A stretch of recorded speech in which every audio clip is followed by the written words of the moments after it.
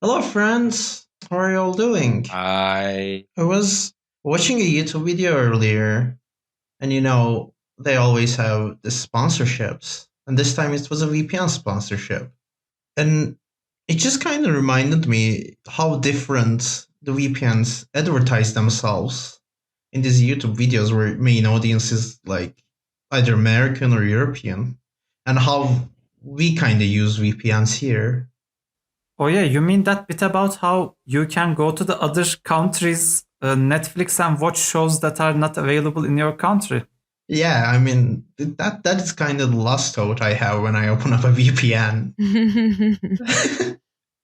Oh no, I'm not going to be able to watch Office from my internet.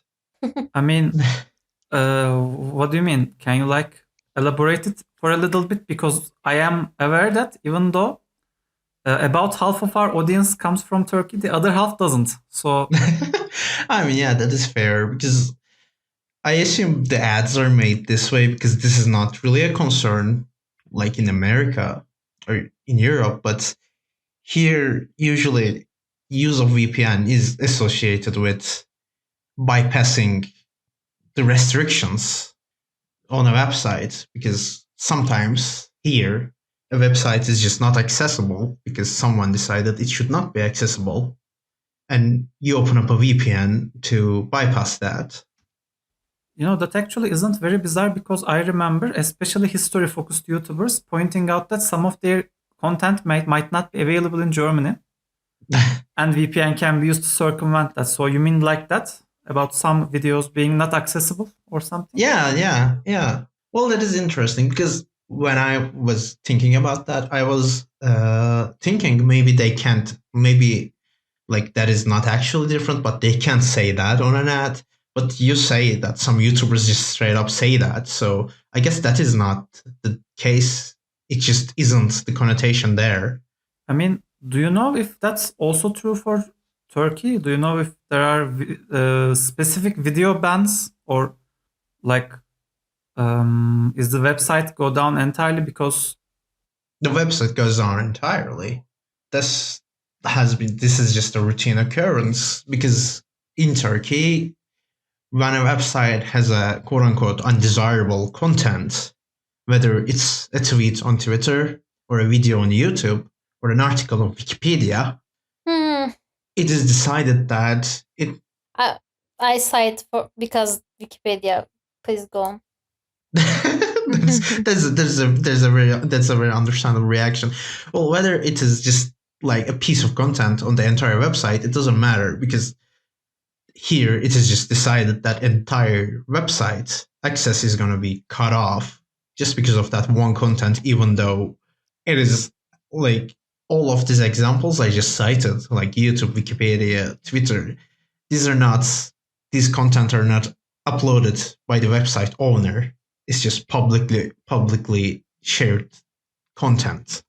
so to summarize what you mean is in addition to being able to watch stuff from UK Netflix, you can also use VPN to circumvent some of these regulations, right? Yeah. Well, I mean, it isn't it interesting because we say circumvent these restrictions, regulations, and we make it sound so like dark and moody and illegal. When the fact of the matter is, you literally cannot. I mean, this was case for 2 years here. You could not open up Wikipedia on any article ever because it was decided that it was harmful. A certain article, certain part of an article was harmful, that you could not access the whole website in any language whatsoever. Or like in YouTube's case, when I was like years ago, the entire YouTube library, any video whatsoever, was closed off to you because they decided one video was harmful. So, like, when we say bypass restrictions, this is not something like this is not something only like very few people who are incredibly tech savvy do. This is just a commonplace thing in Turkey where almost everyone who uses internet also knows how to circumvent these restrictions. And from what I'm gathering, you are saying that VPN is one of the more popular ways people do this. Yeah, it is. I mean, I remember changing DNS of my computer, for example, but I think with popularizing of apps, especially people's smartphone usage, because those options are less accessible from those. VPN apps and VPN programs just took over completely. I mean, I guess that's why you are using VPN, right? Yeah, it is. I mean, it's just for me, VPN is just an extension of my browser, and I don't have to do anything. I mean, I guess that is also comes with the not needing to be tech savvy part, because when the restrictions are so commonplace and so widespread, because like I said, it's not a video and an article that is restricted, it's an entire website. And when we look at the current internet, some of the websites take so much of the traffic, and those websites can be just with a snap of a finger just be restricted in Turkey. So when it is that easy for websites, parts of internet to be closed off to you, and when it's that easy to just circumvent it, the meaning of VPN just becomes that for us. It's just a like Mhm. it's just a 11-foot ladder to pass over a 10-foot wall. You know, it is funny. I was just thinking of the same metaphor while you were telling the thing. I mean, it just so happens that on top of the 11-foot ladder, you can also watch series from other countries, Netflix's. Yeah. But the principal use is Yeah. getting over the wall. Yeah.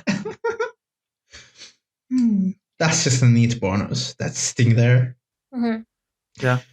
Well, I mean, that's also kind of my, I guess, personalized anecdotes, because not everyone meets or grows up with the internet the same way, just because of how different the internet has become over the years. So I am actually interested more about learning your experiences.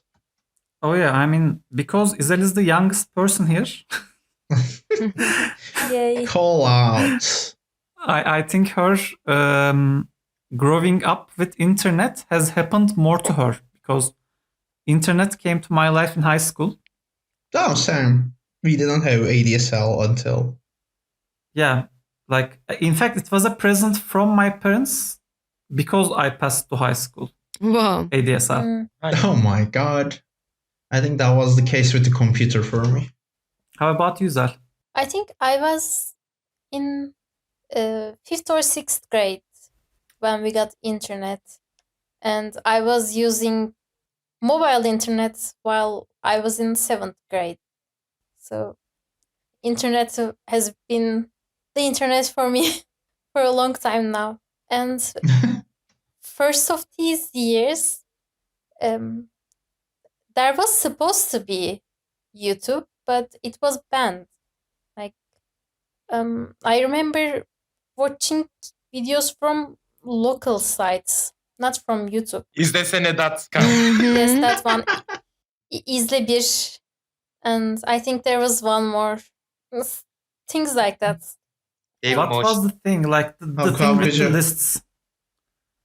O ne diyor? I think. No. Oh, that's later. That's later. YouTube was not banned when Onedia was. That's way later. I can't believe you all forgot everyone's favorites, moviehell.com. And I forgot what I was gonna say. You were saying YouTube got banned, and I wanted to go to YouTube anyway because I'm a badass. No. Actually, it's the opposite. I didn't know there was a YouTube that I could go to. So when it was banned, I didn't know the YouTube existed. But when Twitter was banned, I knew all about it. I had a Twitter account. I was mentioning Disney stars from that account. That was the whole purpose of that account. And this website got banned during political stuff. There was some public protest that resulted in these Twitter at that time getting banned. And Only thing I can remember from that time is everyone just talking about how to bypass this, like changing your DNS as you mentioned, and people were learning how to install VPNs to their phones at school. Mhm. They were asking for my help because I was the Smart one. tech person in my class, but I didn't know how. I had to learn. I will ask you something so that our audience may understand the context better. What Hmm. were people using Twitter for so that it would end up being banned? Good question. Well, I mean, people were using social media because it wasn't just Twitter at those times. I remember people were using social media to communicate about this protest, why there were protests, how to protest, which I believe probably was the biggest reason. So then they just went boom to avoid all of that from happening. Facebook or Instagram wasn't banned that time. Only Twitter was banned. They were, I believe. I mean, I don't know about Instagram. I mean, we really should have checked this before talking about this stuff, but let me quickly add this and maybe someone can look it up while I'm doing that. I think there are two main purposes you would use social media for in such a place, because like I'm not necessarily talking about Turkey. It was similar in actually in a similar time frame. Arab Spring was happening and people in those countries were also using social media for similar purposes. Mhm. You would organize, and when I say organize, what I mean is like we are gonna protest here and you should be careful about this and that. You should like bring milk so that when you get tear gassed, you can have it on your eyes and such. One purpose is this, to organize, and the other is to making other people aware of your existence. That is to say, you are not the only one doing this. Right now, there are other people who are doing this because Yes. it is very easy to make sure a newspaper site or newspaper or TV channel not talk about every single thing that's happening in every city all the time. But if there are users generating content from the farthest reaches of places, then you would know that there are people on those places doing things. That's the main appeal of using social media Yeah. to accommodate the protests. Like newspapers or television channels, these are big company products as well. So they also have their profit motives or ideologic motives. When a person on Twitter telling or recording what's happening is there with a purpose, which is to tell or record what is happening to them or people around them. Yeah. But back to Izal, you were talking about how you wanted to enter to websites and you were gonna use, and people were learning about VPNs and how to, in order to get to those sites. Yes, I was in high school during that time, and we were teaching each other how to use VPNs to bypass these bans. I mean, let me say this. Do you know if using VPNs to bypass those bans are legal or not? So are you technically breaking the law? Do you know about this? Well, I would assume, I don't really know, but I would assume since those services are available, it's not because you can purchase them in Turkey, right? Like some of them if you want to. Of course, there are free ones. So, Yeah, I'm subscribed to a VPN, and but my guess would be it's not legal. I mean, here's the thing. You can also purchase knives legally, but you can't stab people. What do you mean? I think we mentioned this in the transportation episode. Yeah, and this Yeah. was going to stab me. But here's the thing. Using VPNs and, in fact, using other methods like proxy servers or other methods is perfectly legal in Turkey, because in order something to be illegal, according to Turkish Penal Code, it needs to be mentioned in the criminal law, and it is not mentioned in the criminal law whether you can or cannot access websites banned by the government. So it is perfectly legal to bypass government restrictions to reach blocked websites under the current laws. Which makes sense. I mean, it makes a certain sense for two reasons. No, it makes sense in the sense that, because I remember not only people who are like protesting, but literal government officials were also posting on these websites while they were banned. So I would assume that it is not actually.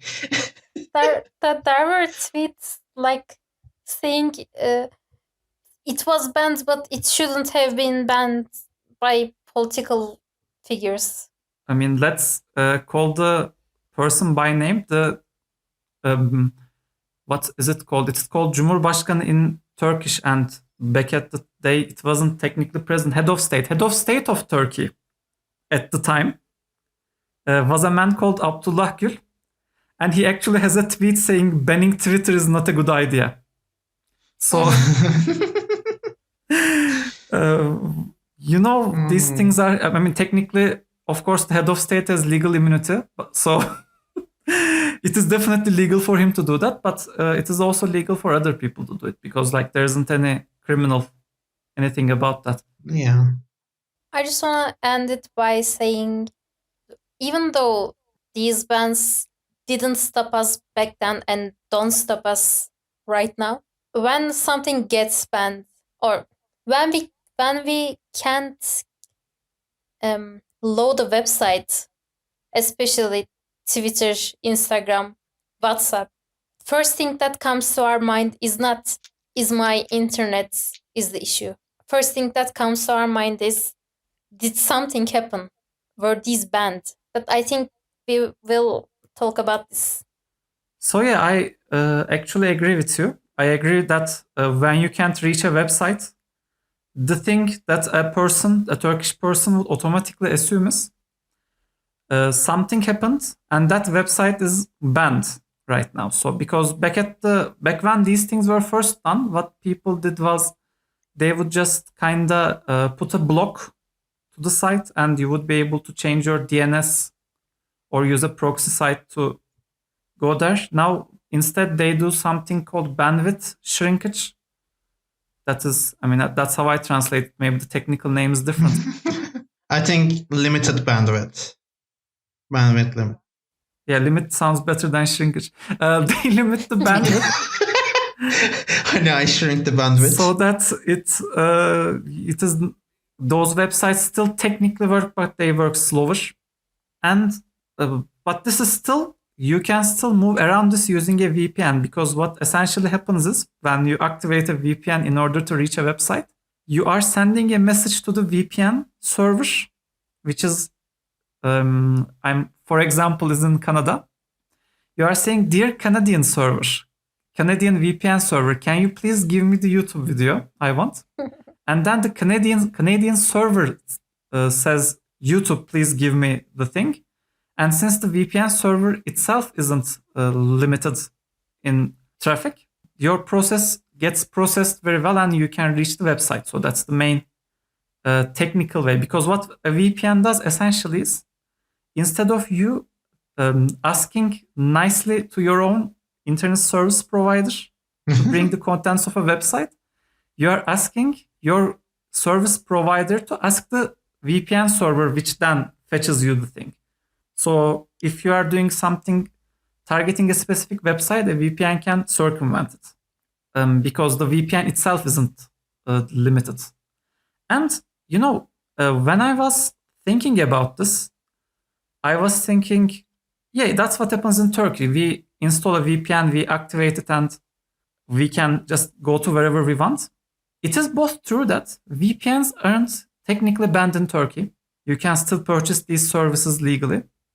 And moreover, there are ways to block sites in such a way that you cannot enter them even with a VPN. So this happens in countries with stronger internet restrictions like in Iran or China. What they do isn't just blocking service providers' access or limiting the data movement, but they are also saying nothing of this website, whether from a VPN server or from direct service provider, enters to my country. This is doable. Yeah. But what I want our Vietnamese audience to come back to us and understand is that's not what's happening in Turkey. What is happening in Turkey is more similar to Netflix not having that particular show, except that show is Twitter and sometimes Wikipedia and sometimes YouTube. And that's actually very weird to me. I personally find that very weird because even though others technically still doable, this isn't what the government chooses to do. This isn't what law chooses to do. And maybe it is perfectly possible that they are doing this with the well, how can I put this? Our country is an EEC member, European Economical Community member. And because of that, there are some legislations that we take from Europe without really changing that much. We just say, Europe has this legislation about internet, so we can just use it. In fact, that's why, even though we are not a European Union member, our websites, the websites operating in Turkey, still has to follow the cookie standards that European countries use. So just like in UK or in France, in Turkey too, you need to provide a proper way to reject cookies in websites. And I think this may be one of the reasons why an application like that isn't done in Turkey. Or it is also possible that the intention isn't to cut people off from the internet entirely, but to make it more difficult in a way that separates a child from their mother. And what I mean is, a young person will easily install a VPN and enter the site they want, while an older person wouldn't be able. So my grandmother isn't on Twitter. I don't Good think. for her. Good for her. But if she is, and if Twitter goes down, there is a very good chance that my grandmother will just say, I'm not entering Twitter today, and move on with her life. Yeah. I mean, I think that's the main part of it. Because when you limit the bandwidth, you're not actually banning the website. Like it's inaccessibly slow, but it's not banned. So, well, the way it is used in Turkey is just when something big happens, this thing happens for a few hours or a full day or maybe a few days. But it happens for a limited time. Like, this is not like when way back in my childhood, when YouTube was closed and it was just closed for 2 years. Or like when I was in college and Wikipedia was closed and it was closed for 2 years. It is not how it's used anymore when it's about social media, especially Twitter. It's just gone for a few hours or a day, or because something just happened and the flow of conversation is staggered by limiting the bandwidth.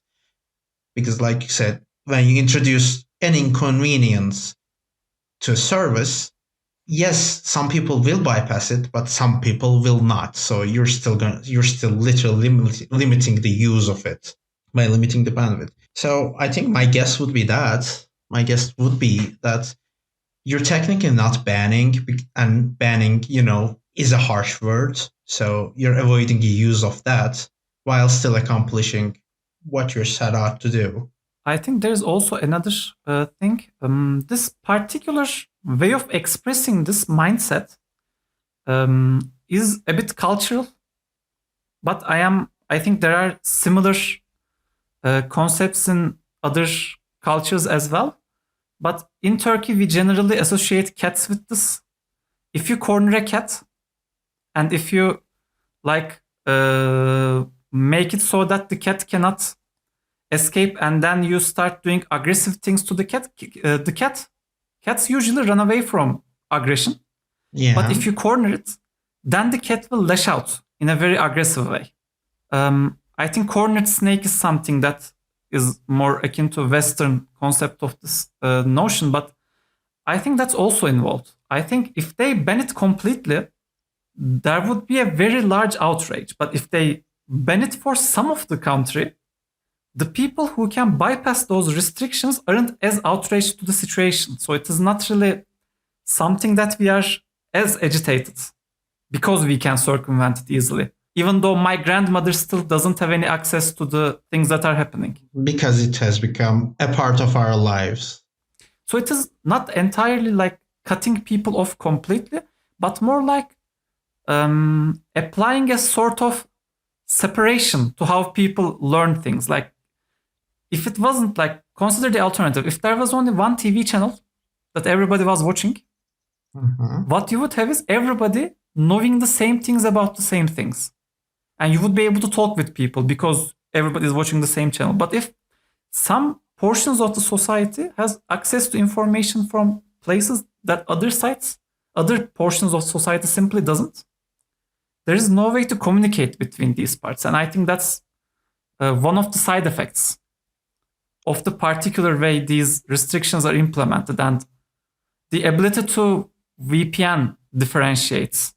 Well, that is true, but would you say another side effect is normalizing this as a part of our lives? Because, like, as I think we all have said so far, this is just something we do. Like, when you don't access a website that you could normally access, you don't shrug. You don't wonder what happened. You don't wonder what happened to your internet. You just go and flick the VPN switch and go on with your life to see why you couldn't access it.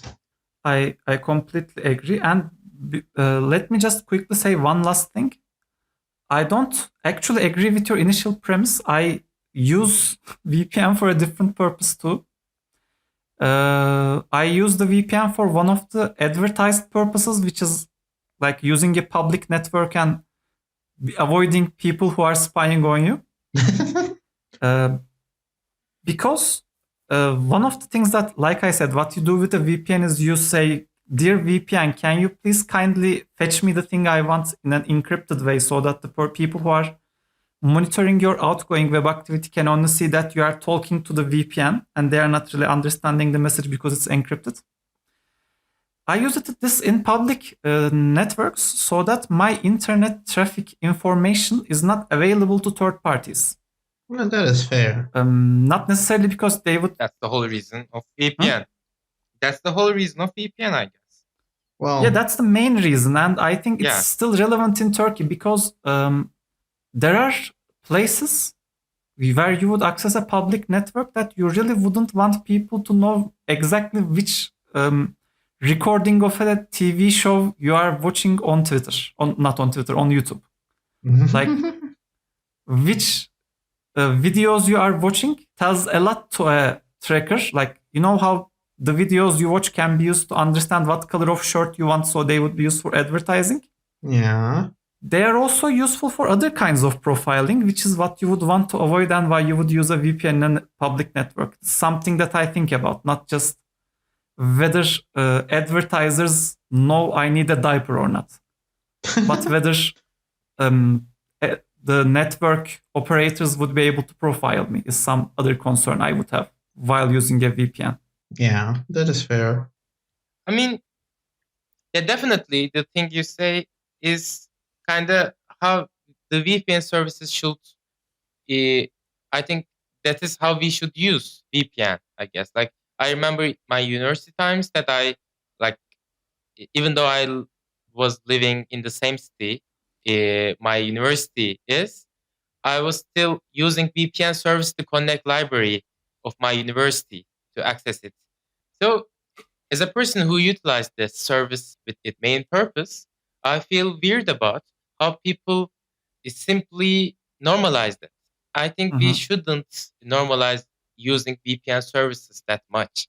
Like, if you're working this from a distance, like, you need VPN service to access your company's server, or if you're outside of your campus to access your library, you can use VPN service. I think that's the main use of it, other than using it or changing your country's location.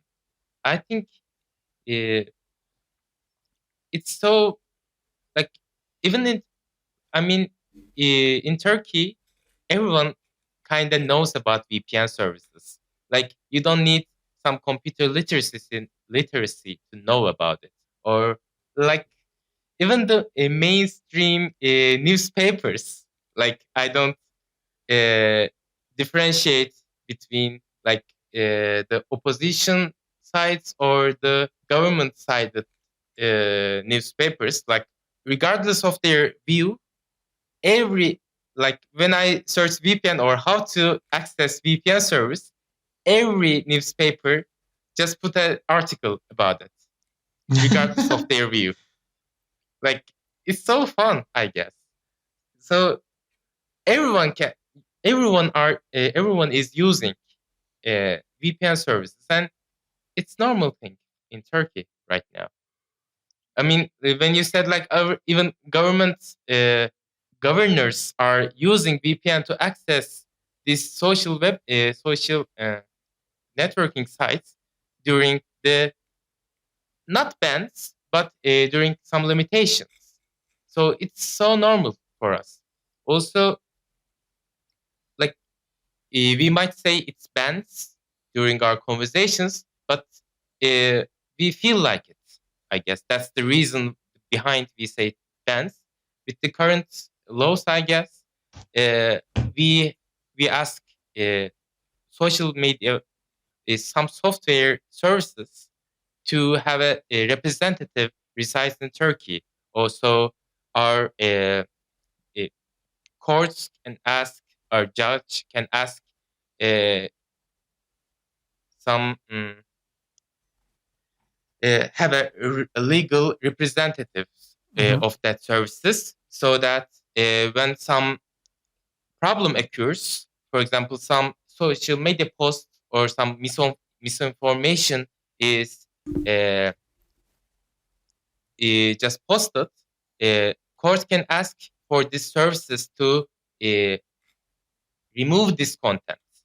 So I think it's kind of happened with the new regulations, happened as well in the European Union, that protects the individual's rights in that sense. But also, I guess European Union as some legal representatives of that services in the union. Also, similar to that, we also ask a representative for all these software companies, and that's what I find understandable. But the way it is utilized, I think, which is the problematic part. So what you're essentially saying is, it is very natural for a person of Turkey to have a VPN information, how these things work and how they operate, how they're at least operated. It is normal. You would expect a person from the street to know about this. Actually, like when you say street to know about this, like maybe you have seen it on social media, if it is not limited. There are some graffitis of DNS numbers to access open services. No, I actually remember those. Google DNS, or I don't know what others DNS services. Open DNS, I guess. That people were writing the numbers on the walls. Oh yeah. Yeah, I remember that. But like, it's not like it's just for the comedic reasons. It's not just people they don't know how, like, where to find those. It's just about to make fun of it. I also want to kind of create like a context for graffitis in Turkey. You can find a lot of phone numbers written on it as advertisements around different walls. So I feel like that's also pretty nice. They just put it out there like as an ad. Like, they can also write sofa design. Yeah, exactly. or barefoot. I don't know what it is. Yeah, street graffiti has a lot of different purposes in Turkey. People would be like, they would go to the building that their loved ones live in, and they would write, Hanife, you are mine, or you belong to the earth. Or like, of course, they wouldn't write Hanife because then Hanife's father would know. So they would write my troubled one, Belalım, instead of the girl's actual name. Or they would go all political and write things like, we are gonna kill all the rich, be careful. This is actually something that was written close to my high school. Zenginleri öldüreceğiz, dikkat edin. So like, it's very polite. They are saying also parties used it for propaganda.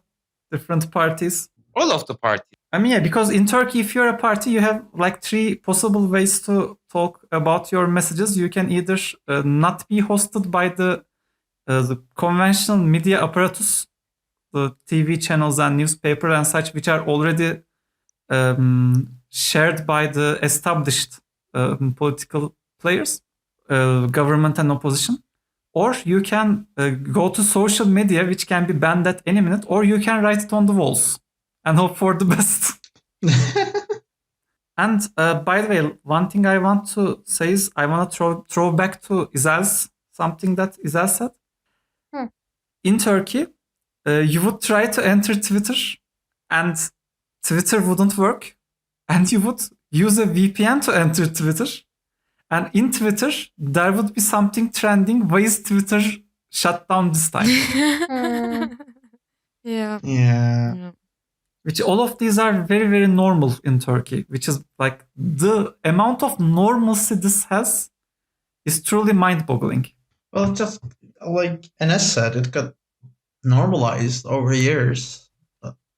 And like both you and Enes said, it got normalized over years because, like you said, this has come to a point where it is just the reflex to, like I said, go to the VPN and then flick the on switch when you can't reach a website, because why else you couldn't do it?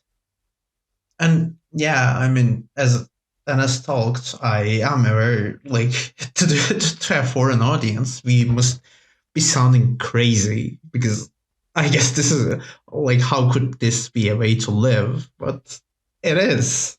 And I don't think that we should also say bans to these restrictions for the reasons that I said earlier, that we asked some representatives in Turkey.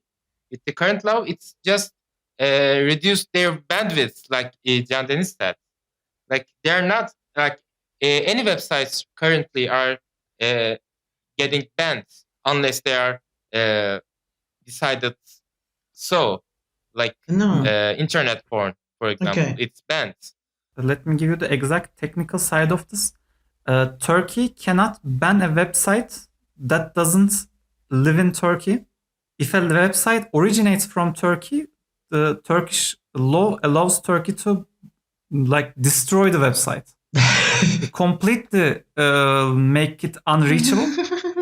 But they cannot do this to websites that live in other countries. Like, they cannot destroy Twitter. Yeah, but okay. So instead, what they do is they limit bandwidth. But if for a Turkish website, this is possible. Yeah, I just want to highlight this.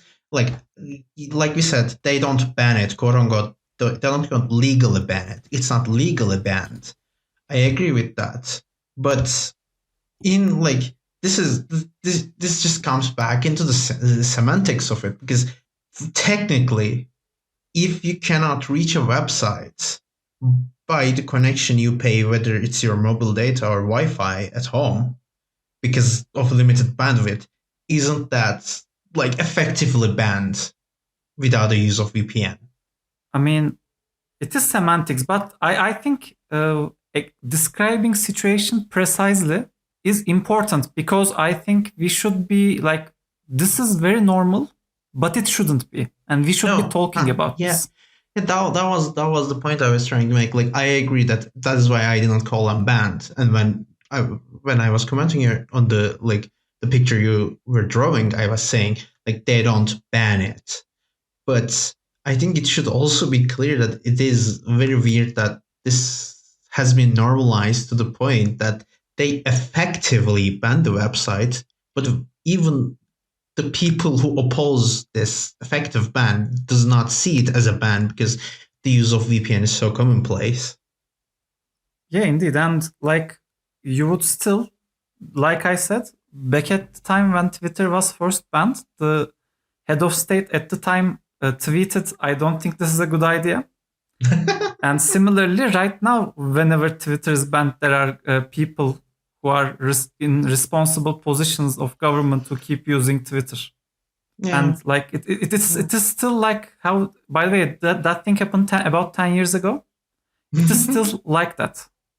10 years ago, these websites were banned and people who were in responsible positions of power would comment that this is a bad idea or why this is happening.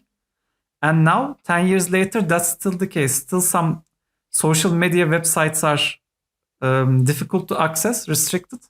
And there are people, some of whom are handling the complaints that result in these, or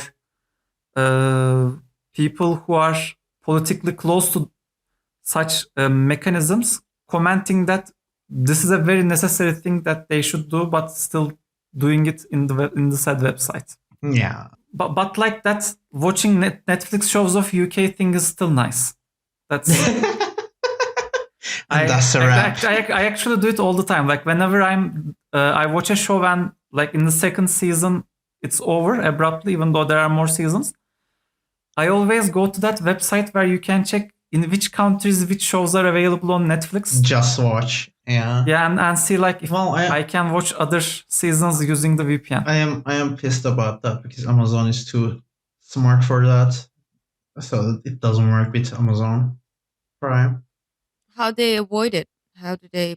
The way Amazon does it, that it is literally different websites for every country, and their content is different. Oh, that's why it doesn't work. Yeah, like the Amazon Prime, Video Prime for United States is a different website from Amazon Video Prime for Turkey.